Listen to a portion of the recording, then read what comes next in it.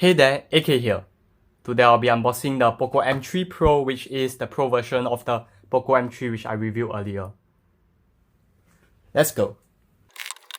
Oh, the entire box is really yellow. And here we have some stickers and a clear case.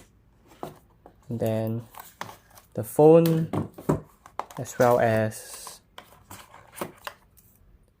this is a 22.5 watts max charger, though I believe the device only charges at 18 watts max. And then we have this rear Type-C cable. And now let's get to the device itself.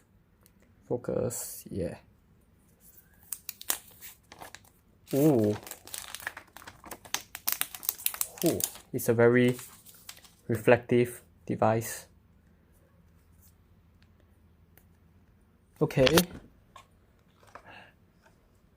and yeah, this is the device. It looks really good in my opinion. Now let's power it on. Okay, let's wait. Meanwhile, let's do a comparison with the regular POCO M3.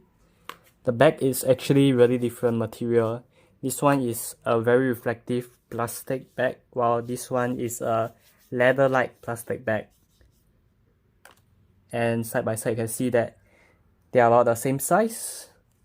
Okay, now let's set up a fingerprint scanner, which is also located on the right side in the power button. It seems really fast like the other devices. And there, we are done with the setup.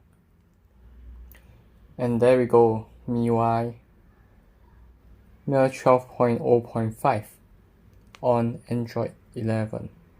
Unlike the regular POCO M3, which is powered by the Snapdragon 662 processor, the new POCO M3 Pro is powered by the MediaTek Dimensity 700 processor, which I'm not sure about the performance, but it supports 5G, which is something the regular version doesn't support.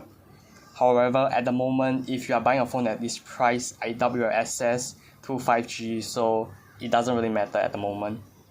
On paper, the camera setups of these two devices are very similar, and that also meant that we don't get an ultra-wide angle camera on the POCO M3 Pro, which is a real pity. This is a quick preview of the rear camera of the POCO M3 Pro. Over the next few days, I'll be testing it, so stay tuned for my review. See you soon.